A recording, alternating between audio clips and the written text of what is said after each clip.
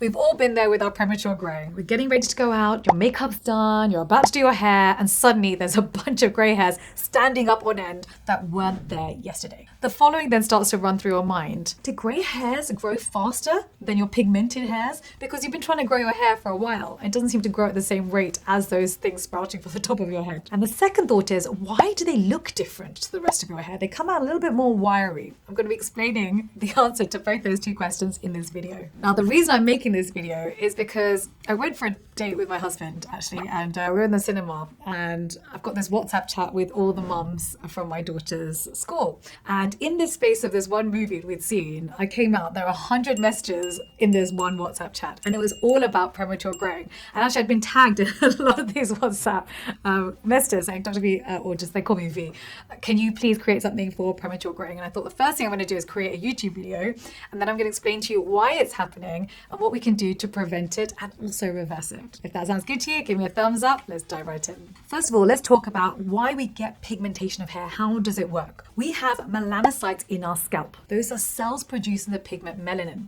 Think of it a little bit like a balloon. It's manufacturing melanin, and that's seeping through into the base of the hair follicle, and the hair then grows with melanin in it. So there are two types of melanin. We've got eumelanin, which is more brown black, and then we've got pheomelanin, which tends to be more reddish brown. These are two types of hair dye. It's an easy way to think about it. The difference between melanocytes in the scalp versus melanocytes in the skin is that one melanocyte will feed 5 different keratinocyte skin cells in the scalp versus 36 in the skin. What does that mean in English? That means that the pigment is far more concentrated in the hair than it is for your skin. And that would make sense. For example, my hair is much darker than my skin. The problem is, as we age, those melanocytes become rounder and fewer. So less melanin is then being transferred from those cells to the hair strands itself. Now, there are two main causes, genetic and environmental. We can't do anything about genetics, unfortunately. So often what's happened with your parents is likely to happen to you. But environmental is something that we can control. So that's what we're going to be covering in this video. So first of all, let's talk about the pathology. What's actually happening? During the anagen phase, so that's the growth phase of hair, there is melanogenesis. That's what it's called. Melanin being produced, melanogenesis. This leads to a huge oxidative stress on the scalp. If you don't have enough antioxidants mopping up those free radicals, that can lead to premature graying. So the question then becomes, what's reducing the antioxidants in the scalp? There are a few things, and the biggest culprit being UV. So this means that you actually want to wear caps, especially when you're outside. The second is smoking. Smokers tend to gray faster for a reason. The third is pollution. Pollution is not your friend when it comes to your skin or your hair color. And the fourth is inflammation. So if you have a dry, irritated, inflamed scalp, that can also lead to premature aging for that reason. In this video at the end, I'm going to tell you how to increase the amount of antioxidants in the scalp to prevent this from happening to you. When it comes to your diet, vitamin B12 deficiency can lead to premature graying, and so can lack of protein. The other two things to keep in mind are copper and iron. Iron deficiency can be quite a big problem in women of color, particularly because of having your monthly period. And also if you're vegetarian, it can mean that you're not taking in enough iron.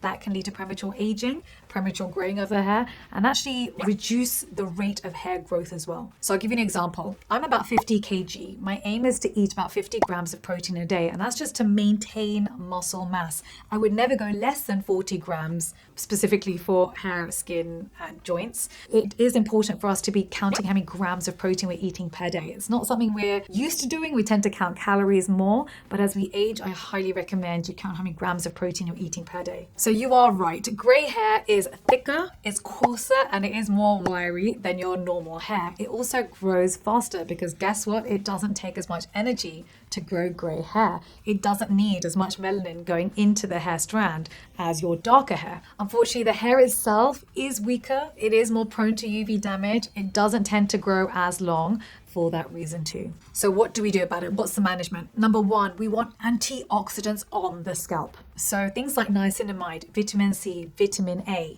And in addition, you want a fragrance-free shampoo. This particular product didn't exist, which is why I made it for you. So this is the hair thickening shampoo. This has got niacinamide and vitamin C in it. Now, that's fine, but the problem with shampoos are that they're short contact. You then want a leave-on product with niacinamide in it. And so this is the reason I created our Anagen Boost Hair Tonic. This helps with hair growth. It keeps your hair in the anagen phase for longer. The fourth ingredient here is niacinamide. However, if you're looking for something stronger and you want your vitamin C and your vitamin A, other very powerful antioxidants that I highly recommend are Antioxidant Power Serum. But I would only use this if your scalp is not dry, irritated, or inflamed.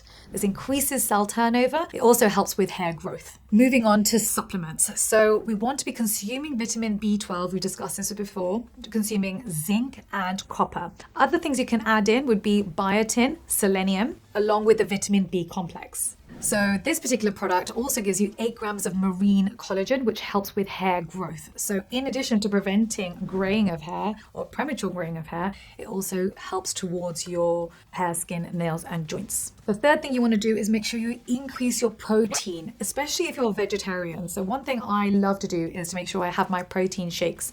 So if I use Optimum Nutrition, for example, I'm getting 20 to 25 grams per drink. So it's about 100 calories, but if I have my 20 grams on this side, plus I have my 8 grams of marine collagen, then I'm already at 28 grams and I'm trying to get to 40 or 50 grams. So it's actually quite easy to do with food afterwards. And the last one I would tell you, if you are already doing this, you need to stop smoking for lots of different reasons, but vanity being one of them.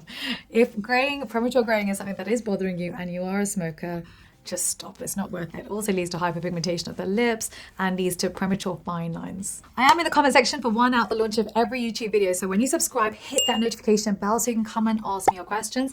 Any other videos you want me to write them down below. I can also help you on Instagram. I've got 2 accounts, Dr. Vanita Rattan, Skincare by Dr. V. I'm also on TikTok. I have a private Facebook group too, so please do come and join. Thank you for watching. See you next time. Bye.